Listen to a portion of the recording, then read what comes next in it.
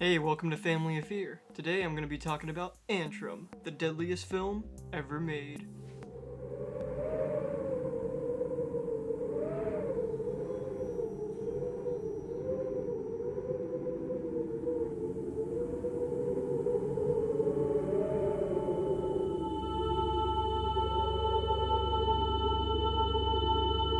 Antrum is a 1970 satanic film that was released earlier this year. It's said that this film is cursed, and whoever watches it could be in a great deal of danger.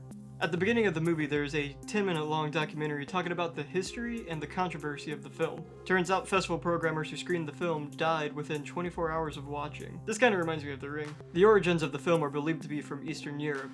At a festival screening in Belgium, the theater burnt down. At another theater where they screened, a riot in the audience broke out, resulting in a pregnant woman being trampled to death. The documentary talks about how the film was found at an auction, I think in Connecticut, where they restored the film to its 35mm glory, and they have it to watch it. And before we get to that point, the documentary cuts to a warning screen saying that if you watch this, we're not responsible for any harm that happens to you, any wrongful death or something mysterious happening to you, we're not responsible for it, and if you don't understand this or don't agree with it, you must leave the theater now.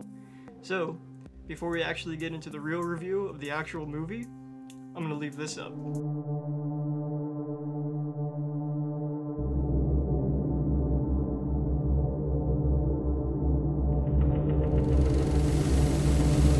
The movie starts with some very interesting intro credits that look like they're in Russian, with some very atmospheric music and shots. Now, the film Antrum is actually about a boy and his sister trying to find the soul of their dead dog by digging a hole to hell. The deeper we dig, the more the forest around us becomes darker. And with each layer that we pass,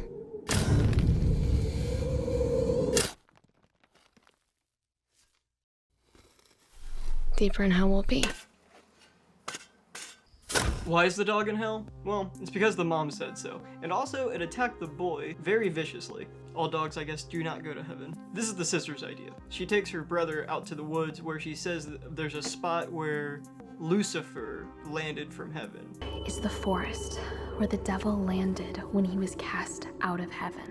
And so they're digging there to find the soul of their dead dog. Sounds like the video game story of Dante's Inferno, only you're after a dog. I understand. I mean, who wouldn't go to hell to find the soul of their pet? The sister brings with her a creepy book that has different chapters talking about demons and hell and different layers of hell. In this book are some very grotesque drawings, and each chapter of the film is actually marked with a picture from the book, kind of like in a Wes Anderson style. Each day, it says that they're in a different layer of hell, and to be aware of demons lurking around.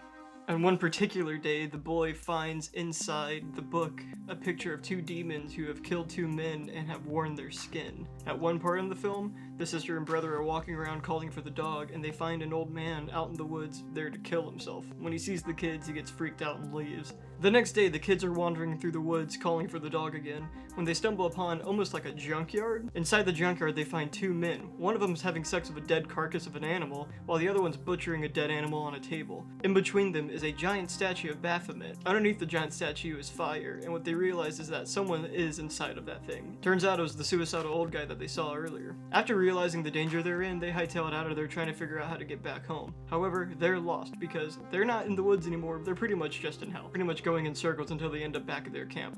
That night, the girl freaks out her brother with a story of Cerberus, the evil dog that guards the gates of hell. Does anybody know about the giant Cerberus animatronic that Spirit Halloween was doing? I want one of those so bad. The next day, they run into the maniacs that they saw earlier. The boy and his sister are quickly taken down with tranquilizers. When they awake, they're in cages next to the giant, burning Baphomet. Maniacs, or should I say demons that crawled into human skin, take the child and put him in the giant boiling devil. While the kids inside, the sister escapes, fending off the two maniacs. She grabs her brother, who then just bails. When the sister gets out of there, she goes straight back to the tent thinking that her brother is lost and that she's all alone, while the boy is out in the woods being chased by a dog on a chain, which we can only assume is Cerberus. Turns out it's just a Siberian Husky who doesn't like being chained down. The boy lets the dog free and takes the chain with him. The sister, who is in a state of panic, is inside her tent freaking out, holding a gun in her hand, thinking that the dog is coming to kill her when she hears the chains rattling towards her. But what she doesn't know, that's her brother that she's about to shoot. And that's the movie. It ends pretty much right there, with just the suspense and cliffhanger of this girl maybe shooting her brother as he walks up to the tent. Intercut between this entire film is weird symbols and like demonic imagery and faces, and it's very creepy.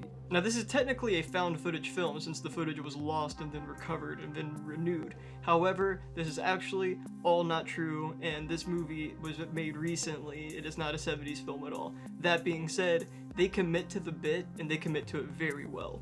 If you liked movies like The Blair Witch Project or maybe even Sinister for the snuff film aspect of it, this one kind of gives off that vibe. The beginning documentary is actually a mockumentary with talking heads in the works. It looks very professional and it is very believable, and I think that actually adds a lot of charm to this film and kind of makes you really get into the atmosphere of what they're trying to do, which I appreciated. The film itself is actually pretty nice looking. The shots are very cool. It's got that nice grain film aesthetic, but it doesn't look like it's trying too hard. The acting's decent, and the score is pretty good. It's a very ambient, creepy film the entire time, and the intro mockumentary sets it up perfectly. This is one of those films that you're either gonna love it or you're gonna hate it. And if you can't suspend reality enough to enjoy it, then hey, it's still kind of interesting. Check out Antrum, it's on Amazon Prime, and I appreciate you guys for watching, and if you wouldn't mind, go watch the last video I made, which was about found footage horror films, which this technically is a found footage horror film. So check that out, subscribe, and yeah, thank you guys so much. I'll see you next time.